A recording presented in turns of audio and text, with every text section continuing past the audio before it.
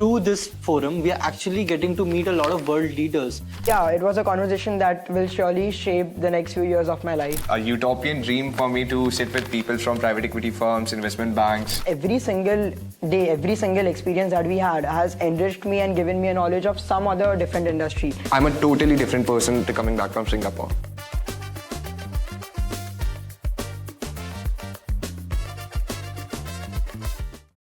Hi, my name is Aryaman Kapoor and today we would be discussing about the Global Immersion Programme that we recently had in Singapore. Over the next few minutes, we will be discussing about our key takeaways, insights and learnings from the amazing 8-day trip that we had. Joining me are Aru, Vidit, Sasyak and Saiba. So let's begin. So what are your first initial thoughts and impressions when we landed in Singapore? So, hi, I'm Aru Srivastav, a student of class of UG 2027. And my initial thoughts when we landed in Singapore that stuck with me was the multiculturalism of Singapore. Hi, I'm Sasyak Singh, part of UG class of 2028. And when we landed in Singapore, the first thing that fascinated me was that it was a colonial hub and it transformed into a global high-tech city. It is world leaders in finance, healthcare, tech, and it is also the business hub of Asia Pacific.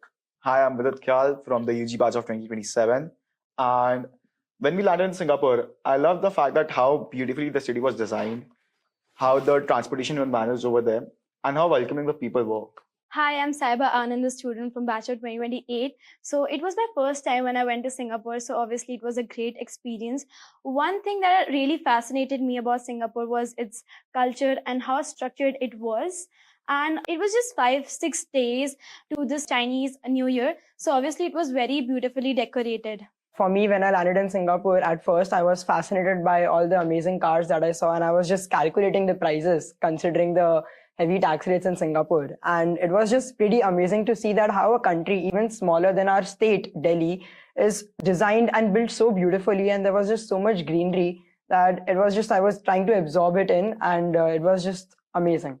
So one of our biggest highlights of the trip were the corporate visits that we had. So let's start a discussion about that. One of the best visits for me was the IHH Healthcare, and there we got to know the new technology that they're using to cure cancer. So basically, they're mitigating the traditional biopsy and the radioactive therapy, and they're going to be using a new technology to actually divide the molecules of cancer. And AI is also a very important aspect. I believe my favorite visit was to Agoda.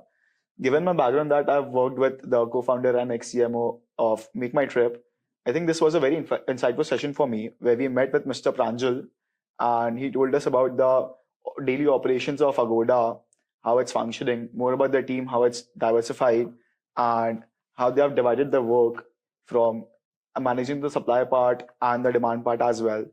So yeah, that was a very insightful session for me, I would say. Also, we visited Temasek and ABC Impact, which is the impact fund of Temasek, and the Partners Group, private equity firm. I think so we had some quite insightful sessions from how these ventures, which are sitting at the APEC headquarters, are looking out for the future investment growths. And I think one key takeaway that we took out from visiting them was how the world is moving towards more sustainable investing and more green investing. So yeah, that was the fun thing or the key takeaway that we took from visiting these companies. So we also visited Sanofi. There we got to see more of the HR side of an organization. And we also got to know how Sanofi is working upon creating a space where it's not just a workplace, but more of like a home plus workspace. Adding on to the HR point, our visit to Singtel was also really good, where we met the CHRO and he gave us a tour of the office where we saw how they are focusing on employee well-being and making them happy in the office itself. So I believe it was a place where I would love to stay day and night and work over there. True. So that office was basically designed in such a way that employees do not want to step out of there. And it was made in such creative ways. Like we saw tables made of chopsticks and there were recreational centers, gyms inside an office. So yeah, we visited Sentosa and firstly we visited Universal Studios. There were many fascinating rides like Galactica and Transformers. Personally, I was very scared to, go on a roller coaster ride because I have had a very bad experience with roller coaster. But then I tried Transformers and it was thrilling. Then I also tried Galactica. And I think it was Saiba's first experience as well. Yes, so it was my first experience going on a roller coaster ride, and I was very terrified. But yes, I got over my fright. We also did a lot of shopping in the Universal Studios, and one thing that I really liked about Universal Studios that we got to know behind the scenes of the filmmaking. Oh yeah, the lights cut camera action show, right? Yeah. So what I initially thought was that this place is more glorified for its roller coasters and rides, right? But when I saw all the different kinds of shows that they have, it was pretty amazing to see that they have so many multiple different shows where it's shown that how a movie set is made, how fire is lit on top of water, and witnessing those shows was also a very, very important aspect of why I feel that Universal Studios is worth a visit, and I'm glad we had the opportunity to. I think my favorite part was Gardens by the Bay, given the fact that how beautifully it's designed and the various plant species that it has. And I think the best part was getting a tour by the senior director of business development himself, Mr. Go. I think that, yes, that made my experience very special. Right. And I think that we can all agree on that seeing sustainability in such a beautiful and creative way that you would want to go and take a photo in front of it is only something that Gardens by the Bay has to offer. So they have made so many various different structures that are so beautiful to look at. Those are artificial trees.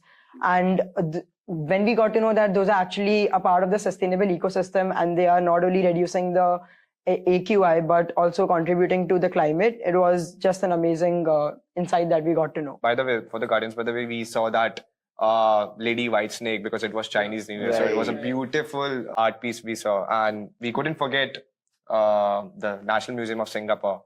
What I found very fascinating was Singapore was actually previously named as Temasek, which is also the firm we visited. There was one transformational leader by the name Lee Kuan Yew who transformed the country from developing to now the headquarters of the APAC region. I want to be a leader like him, and we all gained some leadership qualities from the National Museum of Singapore. We also met a lot of industry leaders like Mr. Tan, Mr. KV Rao and Mr. Motonori, and the amazing networking sessions and insightful conversations that we had with them have surely shaped our minds in a very productive manner. So let's have a chat about that. So two of my favorite folks were Mr. Prashant Gokan, the co-founder of Digi Asia, and Mr. KV Rao, the ex-chairman and MD of Tata Group in Singapore. The best part for me was more than the professional aspects, we talk about the personal aspects, how Mr. KV Rao covered his 40-50 years journey, and we learned a lot from him, and same from Mr. Prashant. One thing that stood with me from Mr. KV Rao's dinner was that he told us about 3 Ps, which is basically passion, persistence, and patience. And he also told us that nowadays a lot of entrepreneurs have passion and persistence, but they lack the patience part. Also, we had the opportunity to have dinner with Mr. Imesaki, and he talked about how AI is revolutionizing the healthcare industry, how there are many companies in US, Singapore, and in Europe who are working on bringing out AI-driven solutions and simplifying the surgical procedures. He also talked about how he's keen in investing in India in the dental segment and how he can create an impact in that. One of the most insightful conversations that I've had with the leaders was with Mr. KV Rao. He told us to broaden our horizons towards different cultures and visit different countries. It would better help us understand the behavior of customers and consumers. He gave us a lot of advice on how we need to learn by experiences, expand our horizons, visit different countries. And I'm glad we all had the opportunity to do this, right? So yeah, it was a conversation that will surely shape the next few years of my life, and it was insightful. Although I have a very different industry experience, which was my favorite, the fintech dinner at the Sheraton Hotel, Singapore. I think it was my a utopian dream for me to sit with people from private equity firms, investment banks, Motonori Imasaki, who is the CEO and the M&A consultant as well. And the knowledge and the conversation we were having on that dinner, I think I didn't have dinner properly that night because I was so much immersed in talking to all of them. All right, so let's get to our final reflections and thoughts. What's the one key takeaway and memory that you would take home with this trip? Talking about the key moments, I think there was not one, there were many, and it was bonding with you guys. So it made the trip very special for me. I mean, how we hung out in the rooms and how we sat by the river and had meaningful conversations, enjoyed it, and talked about our lives. We all got to know each other. I think that those were the key moments for me. One of the key takeaways I would want to say is from the conversation that we had with Mr. Shantanu, who is an investment banker, and he told us about his failures. But one thing that never really stopped him was his determination. And this is one thing that I would want to take, even if there are many barriers in our life to stop us. We should keep that one motivation to keep us going on in our life. And apart from that, yes, we made a lot of memories. We had a lot of fun. Talking about from the perspective of a country as a nation, I think there are a lot of things to learn from Singapore. I'm not a critique, but I'm a patriot. That's why I'm allowed to criticize my country as well. We have to take care, and we have to become, as Indians, accountable for our actions. For example, not littering, taking care of our neighbors, taking care of the animals we have, taking care of the nature we have. Lastly, I would like to end with this is something which resonates with me a lot, and this is what my father has taught me. Traveling makes you rich, and it gives you a lot of exposure. And this Global Immersion Program, if it even happens the next time, I'm going to go for sure, because I'm a totally different person after coming back from Singapore. Me personally, it's pretty difficult to choose a single experience because firstly, I'm indecisive. And secondly, when you had a series of so many multiple events that are all so amazing, it really becomes difficult to narrow down and select one, because every single day, every single experience that we had has enriched me and given me a knowledge of some other different industry, whether it was healthcare, finance, or seeing the cool NCS office. Right. So I really can't choose one. But yeah, overall, this whole trip, it is a core memory that I'll never forget. And that's for sure. So what is one small advice that you would like to give to the future students who are considering to come to a GIP or not? One advice which I would like to give would be that through this forum, we are actually getting to meet a lot of world leaders, and meeting up with them has actually broadened our vision and mindset about how we look at this dynamic business world. Also, to add on, it's just not about the world leaders that we are meeting, but also the culture we are exposing ourselves to. Culture eats strategy for breakfast. This is the line that Mr. KV Rao told us at the dinner. Yes.